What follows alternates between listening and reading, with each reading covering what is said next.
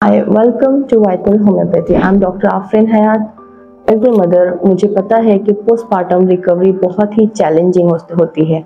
बहुत ज़्यादा तकलीफ़ों से गुजरना पड़ता है और बहुत ज़्यादा अप्स एंड डाउन से हमें एज ए मदर गुजरना पड़ता है। लेकिन होम्योपैथी के साथ हम हमारे पोस्टपार्टम इस सफ़र को आसान कर सकते हैं, जेंटल कर सकते हैं और बहुत ही सेफ तरीके से हम हमारे पोस्टपार्टम पीरियड हम बहुत ही स्मूथ गुजार सकते हैं। अगर आप किसी मदर को जानते हैं या आप एक न्यू मदर है या अपने आसपास मदर्स को जानते हैं तो ये वीडियो उनके साथ ज़रूर शेयर कीजिए।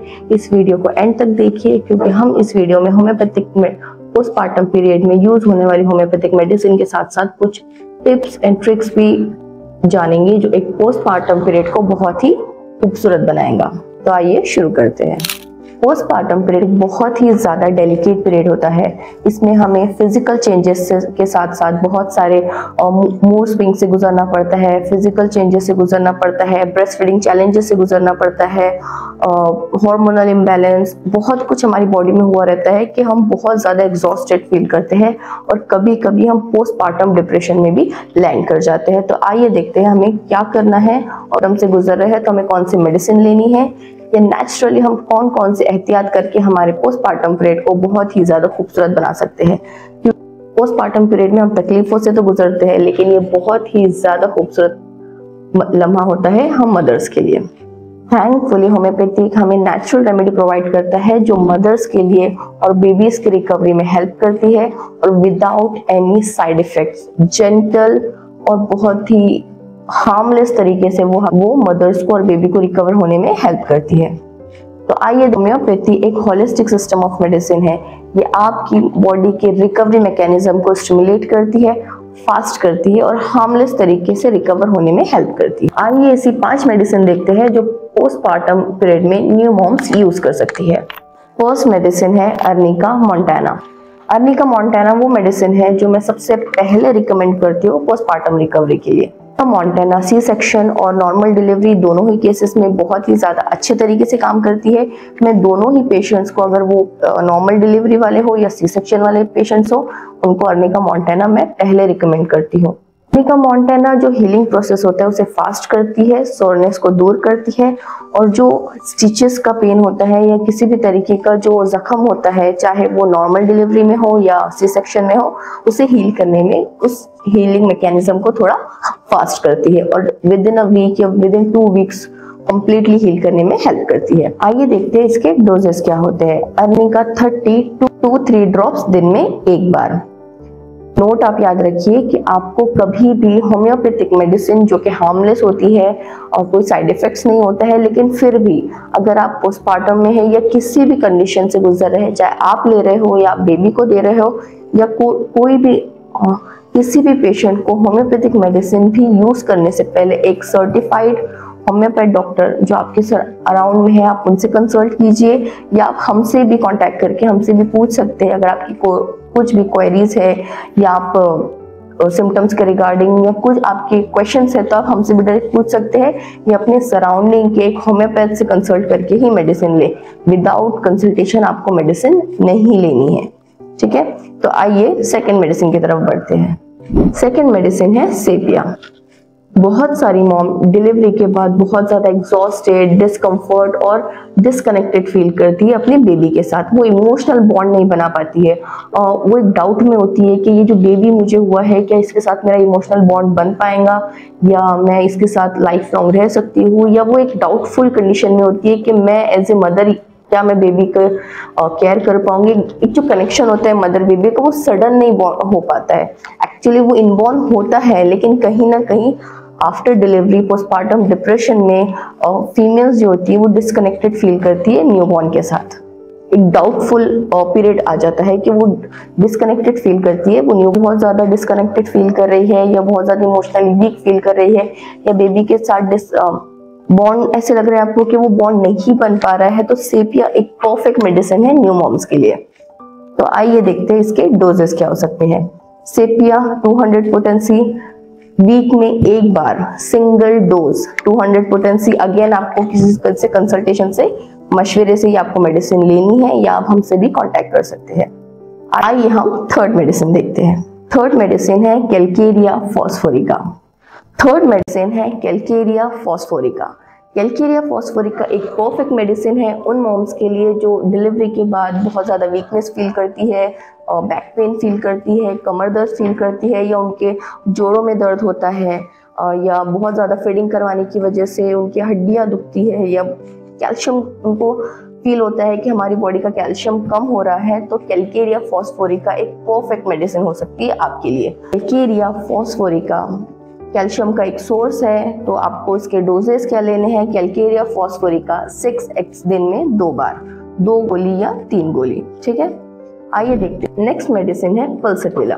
अगर आप बीपी फील कर रही है, या इमोशनली आप अनअवेलेबल फील कर रही है, इमोशनली आप वीक फील कर रही है, आपको लोनली लग रहा है, आपको आफ्टर डिलीवरी जो फीमेल होती है, जो न्यू मॉम्स होती है, वो बहुत ज़्यादा चैलेंजेस से गुजरती है, इमोशनली बहुत टाइम ऐसा होता है कि अनअवेलेबिलिटी महसूस करती है, बेबी होते हुए, फैमिली होते हुए भी समथिंग मिसिंग लगता है। ऐसे लगता है कि बस एक अकेली लेडी को उस बच्चे का जो फीडिंग है वो देखना पड़ रहा है, या उसको ही रात में जागना पड़ रहा है, तो कहीं ना कहीं जो फीमेल होती है वो एक लोनली फील करती है। तो अगर आप ऐसी मॉम हैं जो डिस्कम्फर्ट फील कर रही है, या बहुत वीपी फील कर रही है, छोटी छोटी बातों पे रोना आ जा रहा है, या अपनी चीज़ें बताते हुए अगर आप रो देती है, या आप इमोशनल सपोर्ट ढूंढ रही है, आपको एक इमोशनल सपोर्ट नहीं मिल पा रहा है, तो इस कंडीशन में आप पल्सटीला यूज़ कर सकती है। पल्सटीला एक कंफर्ट प्रोवाइड करता है, एक जो उलझन में इंसान में होता है, बहुत ज़्यादा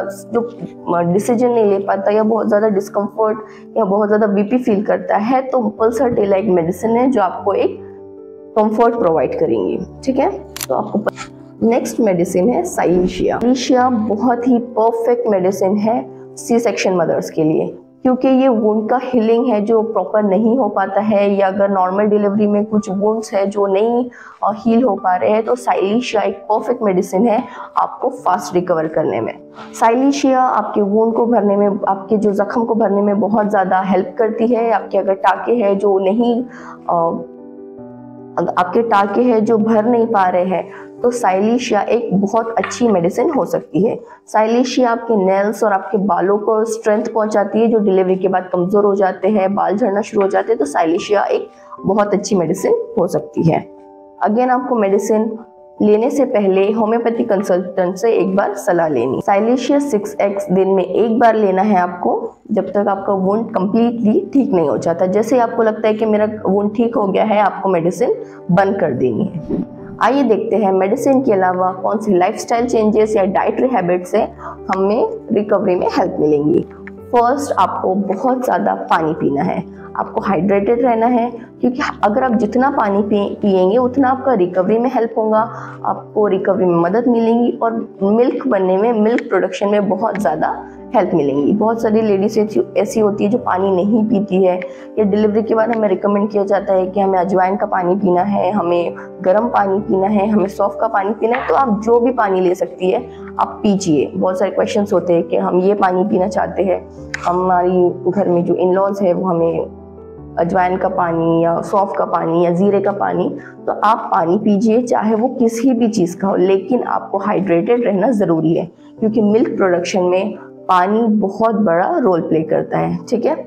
सेकंड आपको न्यूट्रिशन से भरे हुए फ्रूट्स खाने हैं, या आपको न्यूट्रिशन से भरी हुई मील्स लेनी है, जिसमें कैल्शियम हो, आयरन हो, जिंक हो, फाइबर हो। आपको कंप्लीट मील लेना है, क्योंकि आपको नेक्स्ट 6 मंथ तक आप जो खा रहे हैं वो आपको अपने बॉडी, वो आपकी बॉडी के साथ साथ आपके बेबी को भी आपको डिलीवर करना है, वो बेबी को भी आपको ब्रेस्ट फीडिंग के थ्रू जाएगा। तो कोशिश कीजिए कि आपको मैक्सिमम आपको हेल्दी फूड लेना है, रिच फूड लेना है, और कैल्शियम लेना है। आपको डिलीवरी के बाद 6 मंथ तक आयरन और कैल्शियम सप्लीमेंट्स भी लेना। आपको बहुत ज़्यादा रेस्ट करना है, ठीक है।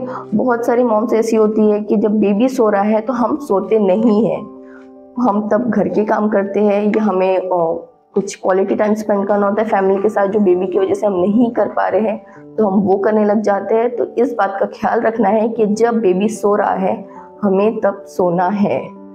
ऐसे होता है कि जब बेबी जागा रहता है हमें तब नींद आती है, जब वो सो जाता है तब हम नहीं सो पाते, मोस्ट ऑफ द रीजंस की वजह से।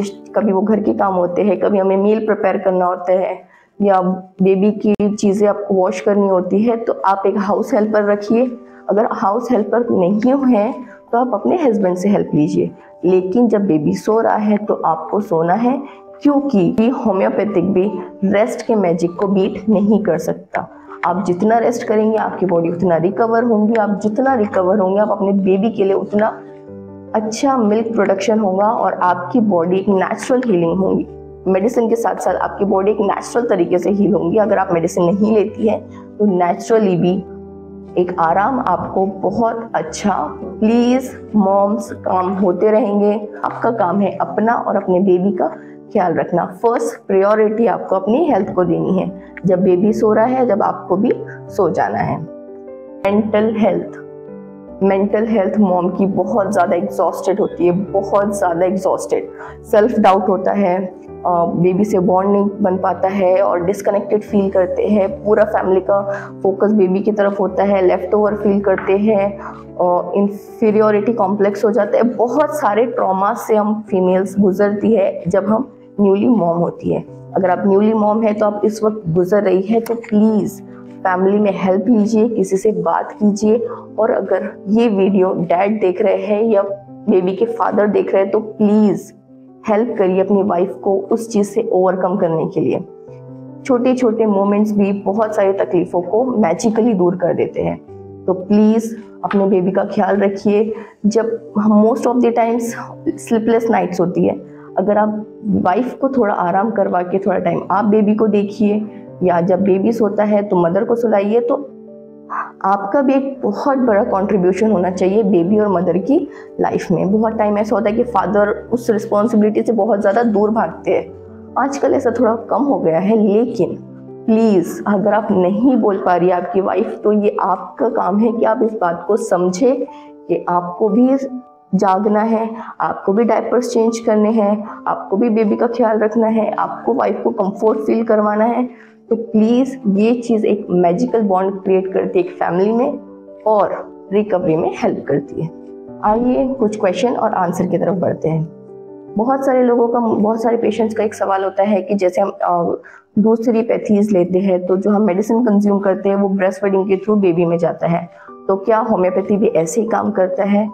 तो देखिए, आप जो भी मेडिसिन लेंगे वो बेबी तक तो जाएगा, क्योंकि आप जो भी कंज्यूम कर रहे हैं वो बेबी तक जाएगा। लेकिन होम्योपैथिक मेडिसिन क्योंकि नेचुरल सब्सटेंसेस से बनी होती है तो ये हार्मलेस होती है बेबी, न्यू मॉम्स के लिए और बेबी के लिए बिल्कुल भी सेफ है। अगर बेबी भी किसी तरीके के ट्रबल्स में है या कोई न्यूनेटल जॉन्डिस है या फीवर है या न्यू बॉर्न्स को भी बहुत सारी कॉम्प्लिकेशंस हो सकती है, तो आप अच्छे होम्योपैथिक कंसल्टेंट को बता के बच्चे को भी होम्योपैथिक मेडिसिन दे सकते हैं। अगर आपको रेमेडीज से रिलेटेड कोई क्वेश्चन है या कोई डाउट है तो आप हमसे भी कांटेक्ट कर सकते हैं या कमेंट सेक्शन में भी आपके क्वेश्चन मुझे पूछ सकते हैं। मैं नेक्स्ट वीडियो में आपको आंसर करने की कोशिश करूंगी। देखिए, हर माँ की जर्नी तो डिफरेंट होती है, यूनिक होती है, ब्यूटीफुल होती है।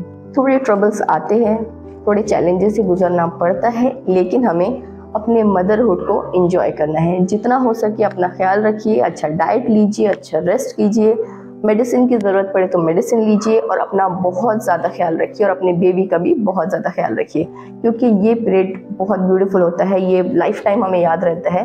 कोई क्यूट सा बॉन्ड होता है, बहुत अच्छा बॉन्ड होता है, लेकिन please enjoy your motherhood. Partum recovery को लेकर अगर आपके कोई क्वेश्चन है, कोई सवाल है, तो आप मुझे कमेंट सेक्शन में पूछ सकते हैं। मैं नेक्स्ट वीडियो में उस क्वेश्चंस के आंसर करने की कोशिश करूंगी। आप क्वेश्चंस कीजिए, जो भी आपकी क्वेरी हो या आपको मेडिसिन से रिलेटेड पूछना हो तो नेक्स्ट वीडियो में इसका आंसर ज़रूर दूंगी। अगर ये वीडियो हेल्पफुल लगी हो तो न्यू मॉम्स के साथ शेयर कीजिए। वाइटल होम्योपैथी को सब्सक्राइब कीजिए for more natural health tips. माँ बनना टफ तो है, लेकिन आप बहुत स्ट्रॉन्ग मदर हैं। अपना बहुत ज़्यादा ख्याल रखिए, क्योंकि एक खुश माँ ही एक हैप्पी फैमिली बना सकती है। See you next time. Thank you.